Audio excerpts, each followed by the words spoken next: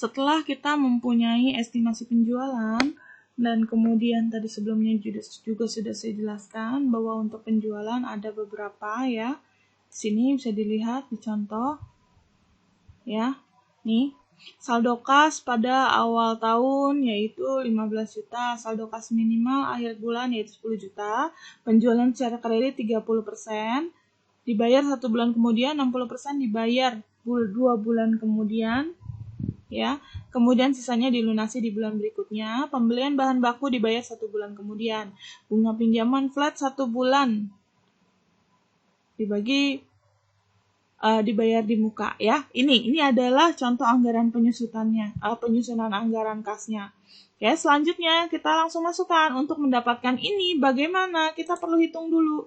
Nih, penjualan kredit di bulan November ya, tahun 2018 uangnya baru akan diterima pada 3 bulan kan? Tadi ada pertama yang satu bulan sebelumnya, 1 bulan kemudian itu adalah 30%, kemudian 2 bulan kemudian 60%, dan di bulan berikutnya adalah 10%. Jadi kita perlu menghitung ini, ya. Berarti dari penjualan di bulan November yang 620 juta ini, ya, dibayar bulan Desember, yaitu 1 bulan kemudian, nih ya. Ini hanya 30%, berarti kita hitung. Berarti 620 ya dikali 30%-nya berapa hasilnya? Adalah 186. Berarti di sini 186 juta. Ya, selanjutnya berarti akan 60%-nya dibayar di bulan Januari. Berarti kita hitung. Ya. Ini 60%. Ini karena ini 2 kali lipat, bisa kita kali 2 ya. Ini bisa dikali 2 nih, hasilnya 372 juta.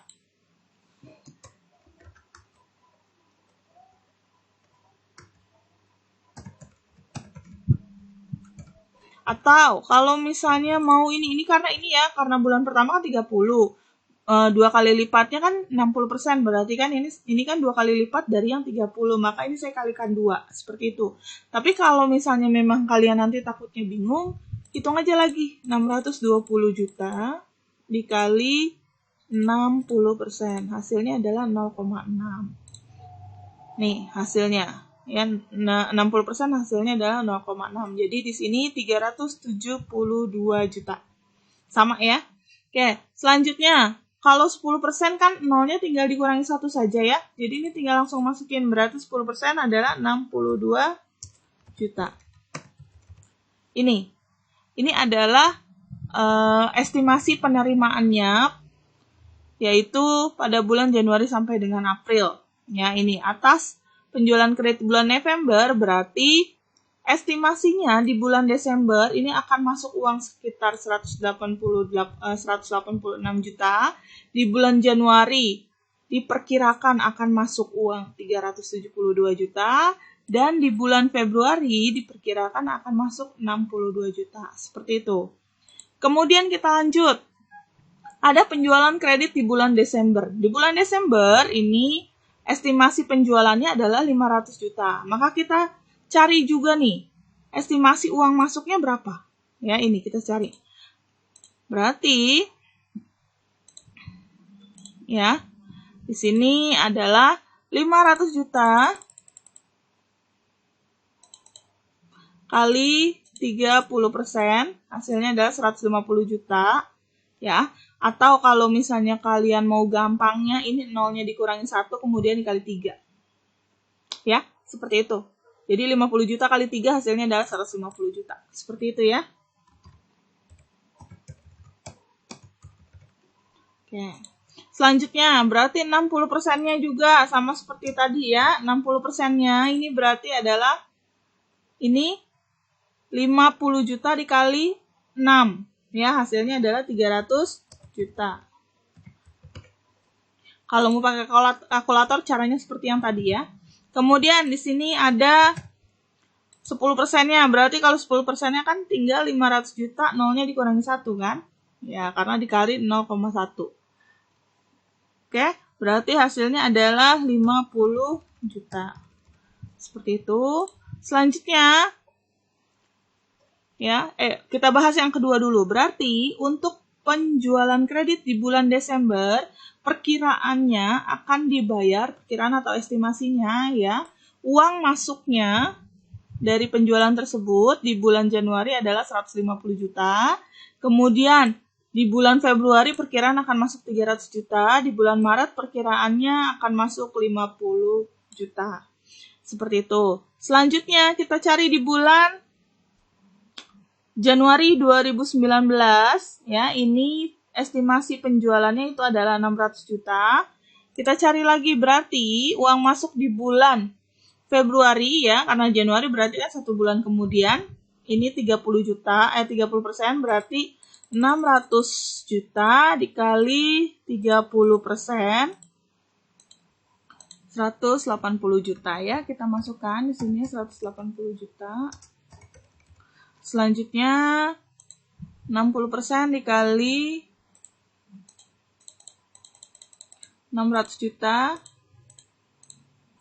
Hasilnya adalah 360 juta.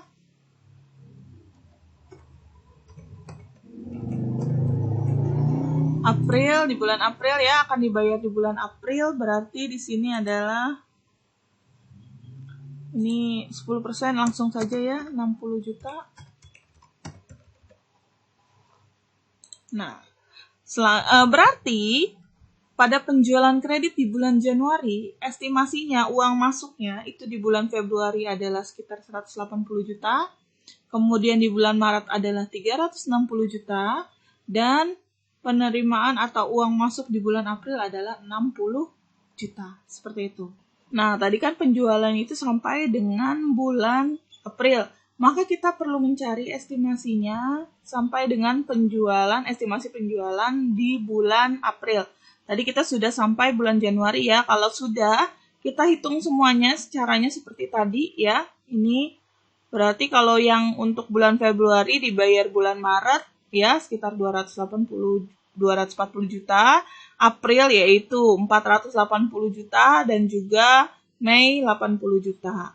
Kemudian di bulan Maret, penjualan bulan Maret, ya, akan dibayar di bulan April, uang masuknya 255, Mei-nya 510, kemudian Juninya 85 juta. Selanjutnya untuk penjualan kredit di bulan April, ya, uangnya baru akan diterima diestimasi pada bulan Mei 210 juta, Juni 420 juta, Julinya 770 juta. Nah, ini, ya, kita masukkan ke dalam kertas kerja. Kertas kerjanya bentuknya yang seperti ini, ya, yang tadi. Ini 186, ini 850. Ya, seperti itu. Setelah itu, yang perlu kita lakukan itu adalah menghitung pengeluaran kas dari bulan Januari sampai dengan April 2019. Ya. Ini, untuk menghitungnya, sini kita masukkan ke kertas kerja. Ini saya ucapkan terima kasih kepada Bapak Zainal Arifin Masri, ya, atas PowerPoint-nya di sini. Nah, di sini bisa dilihat kita jumlahkan yaitu 480 juta tambah 40 juta tambah 30 juta tambah 10 juta tambah 100 juta. Hasilnya adalah 660 juta. Ini, ya, kita bisa masukkan di sini nanti, ya, jumlah estimasi pengeluaran yaitu 660 juta di bulan Januari. Kemudian di bulan Februari, ya. Berarti di bulan Februari sama seperti tadi, kita jumlahkan juga 510 juta tambah 50 juta tambah 30 juta tambah 5 juta. Hasilnya adalah 595 juta. Ini kita jumlahkan, ya. Ini hasilnya seperti ini. Nah, setelah dijumlahkan, kita lihat lagi yang ketiga. Ini adalah menghitung perubahan kas bersih, yaitu surplus atau defisit bulan Januari sampai dengan April 2019 berdasarkan kertas kerja, penerimaan kas masuk, dan kertas kerja pengeluaran. Jadi, untuk mengetahui apakah surplus atau defisit dana atau anggaran kas kita pada bulan Januari sampai dengan bulan Maret, kita perlu melihat dari sini. Ini adalah kertas kerjanya, ya, bentuknya seperti ini. Ini adalah kita jumlahkan dulu total penerimaannya. Total penerimaannya kan berarti di bulan Januari hanya ini ya, hanya 150 dan 372. Kemudian kalau misalnya masih ada yang di bulan Oktober ditambahkan ya, tapi karena di sini dari November maka di sini tidak ditambahkan.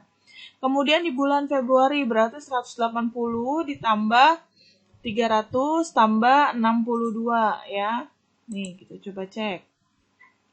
180 ya. 180 juta ditambah 300 juta tambah 62 juta. Hasilnya adalah 542. Ini kita jumlahkan terus sampai bulan April ya.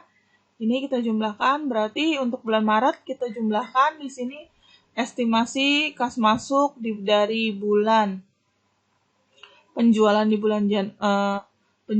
bulan Februari, kemudian 360 yaitu estimasi uang masuk dari penjualan bulan Januari yang 60%, kemudian 50 kita dari bulan Desember. Ini yang sebelumnya kita buat ya, ini kita masukkan ke dalam kertas kerja yang tadi, kemudian kita jumlahkan ya. Seperti itu.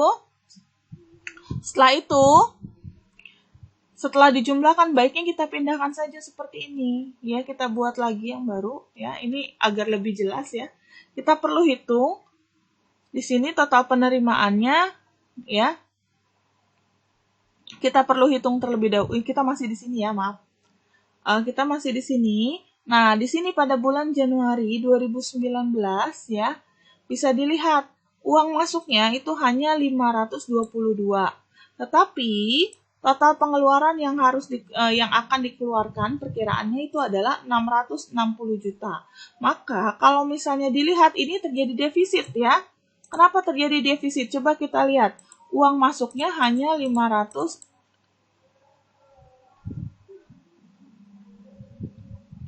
Ya, kita lihat di sini uang masuknya hanya 522 juta. Tapi pengeluarannya yaitu 660 juta. Ya, maka di sini ada defisit 138 juta. Nah, untuk menutupi kekurangan tersebut, perusahaan di sini bisa dilihat apakah dia meminjam dari bank atau mengeluarkan saham. Seperti itu. Ini keduanya ada ketentuan sendiri atau pertimbangan tersendiri ya. Nanti kalian bisa belajar di struktur modal di situ ya. Kemudian tetapi di sini kan kalau misalnya kita lihat di contoh nih ya, bunga pinjaman flat 1% per bulan dibayar di muka. Ini ya. Nih. Ya, ini. Maka kita berarti di sini di PT ini dia menggunakannya dengan cara meminjam uang dari bank. Seperti itu. Ya, yaitu sebesar 140 juta. Kenapa 140 juta? Karena kan di sini 138 ya. Kita bisa meminjam 140 juta kepada bank ya. Dan berkewajiban membayar bunga setiap bulan ya, membayar bunga setiap bulan. Ingat, flat ya, di situ ditulis, di sini ada tulisannya flat 1% per bulan dibayar di muka. Jadi ketika kita di bulan Januari itu ya, kita meminjam uang kepada bank, itu kita harus langsung membayar bunganya yaitu sebesar 1%. 1%-nya dari 140 juta, yaitu kita cari ya. Ya, ini kenapa kita 140 juta? Karena ya, kita tidak mungkin meminjam di bawah 140 juta karena tadi defisitnya adalah minus 138 juta ya. Oke, dikali 1%, hasilnya adalah 1.400.000. Ini adalah bunga yang perlu kita bayar. Berarti mau tidak mau ya, di sini ya, mau tidak mau di bulan Januari nanti akan bertambah lagi pengeluarannya. Buat apa? Buat bayar bunga ini. Kenapa? Karena di sini dijelaskan bahwa pinjamannya itu, bunga pinjamannya itu adalah dibayar di muka. Berarti di sini sudah harus ditambahkan 1.400.000. Seperti itu. Kemudian kita lihat lagi, ya. Ini kita masukkan sini berarti ya. Bunganya ini udah masuk nih. Ya, maka di sini dimasukkan bunga 1.400.000. Selanjutnya ada di bulan, sekarang kita cari surplus atau defisit di bulan Februari ya, berarti 542 juta.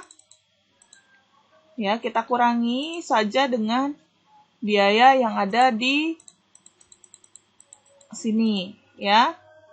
Ini kalau kalian sudah pernah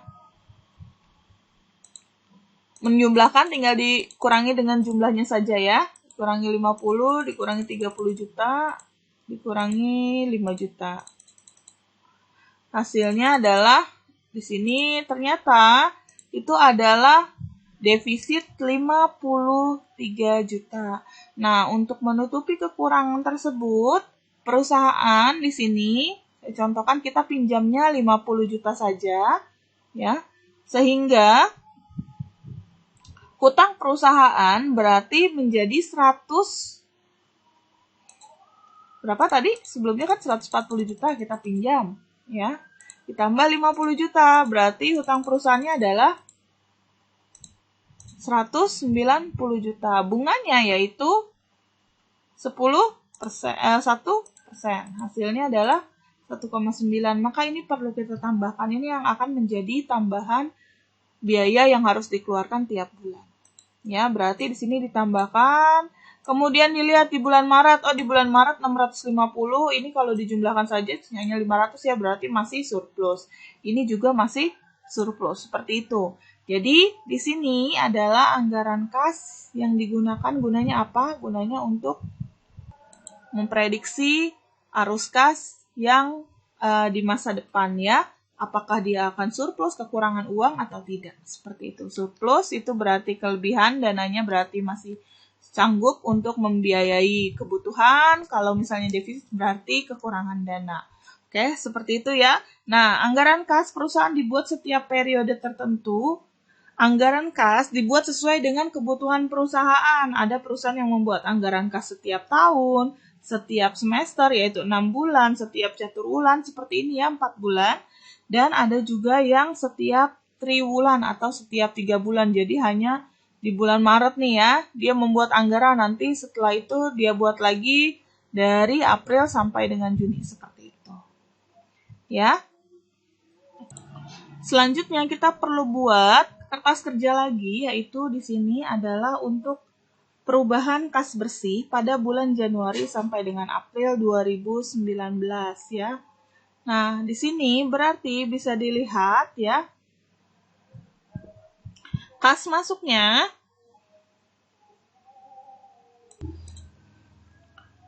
sini berarti kan kas masuknya itu adalah 522 ya.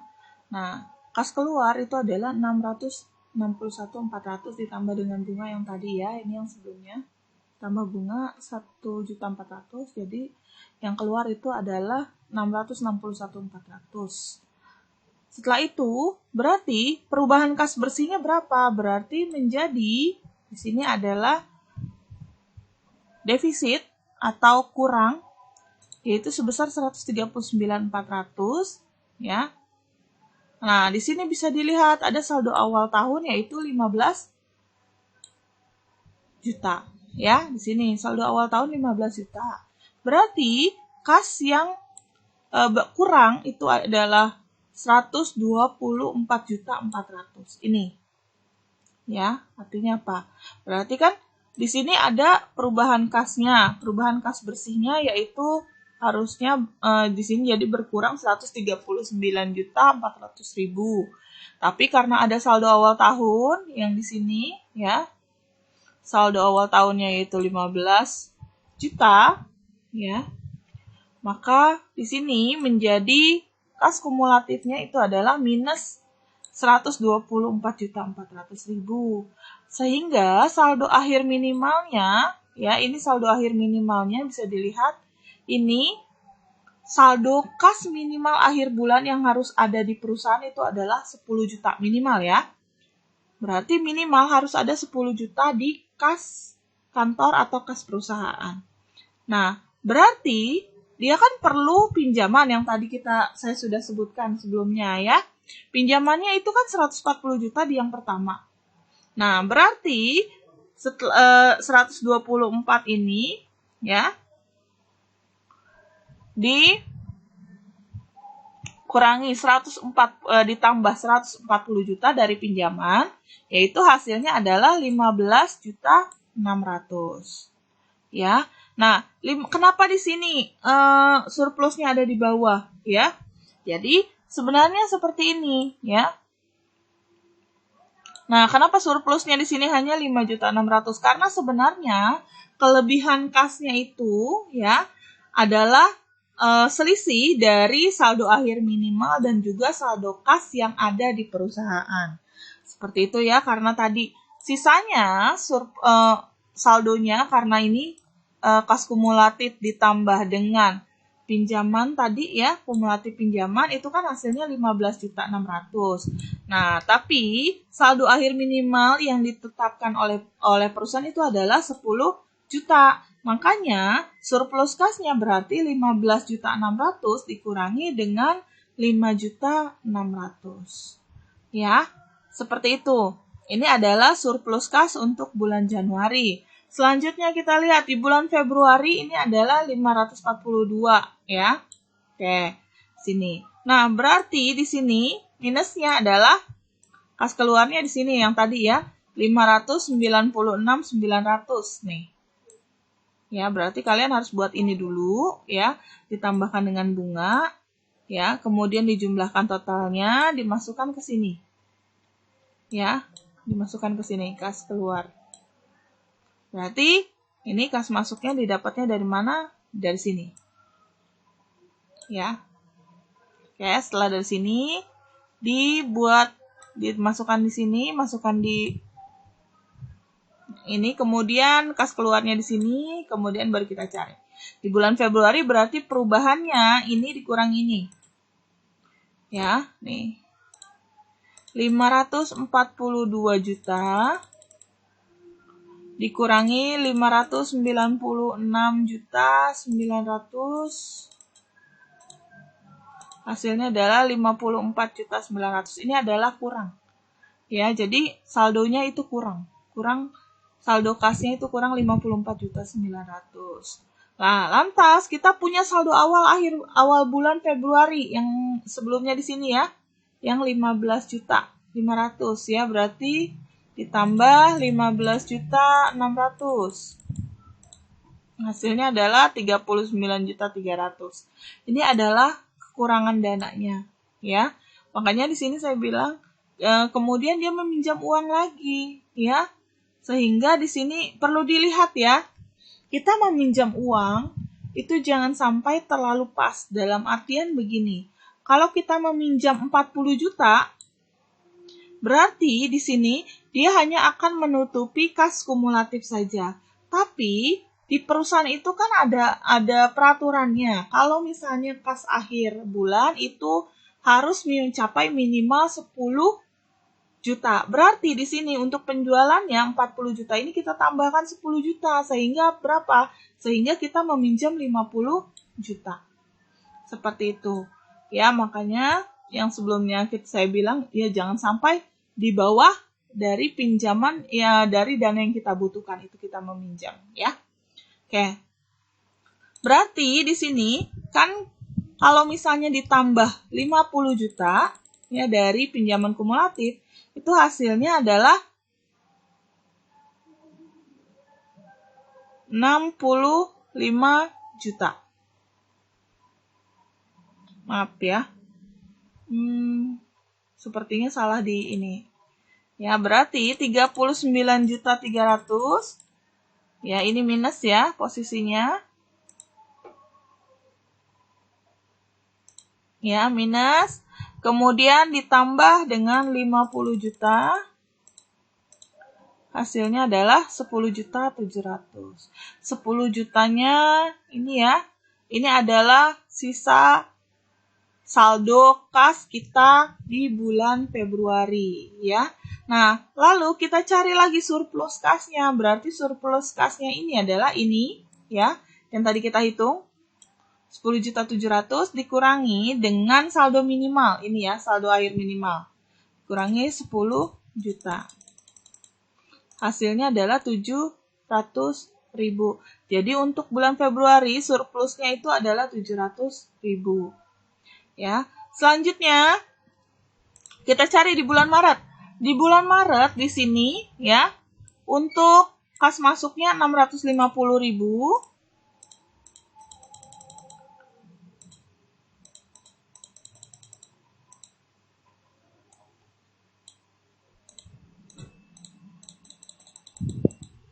Ya, kemudian di sini pengeluarannya itu 523.900.000 ditambah hasilnya adalah nih 126. Berarti ini ada kas di perusahaan yaitu sebesar 126.100.000. Kita kurangi, kita tambah dengan saldo kas bulan sebelumnya yaitu 10.700.000. Ini dapatnya dari mana? Ini dapatnya dari sini ya. Ini tambah ini. Ya, jadilah ini. Kalau ini dapatnya dari mana? Ini dapatnya dari 10 juta ditambah 5.600.000. Ya, atau ini ya ditambah ini. Kan sama aja ya. Ini kas kumulatif ditambah pinjaman, hasilnya adalah 15.600.000. Nah, 15.600.000 dimasukkan ke sini. Ya. Oke. Kemudian ini juga sama ya, berarti 39 ditambah 50 juta hasilnya adalah ini. Ya, seperti itu ya. Oke. Sama dengan kita lihat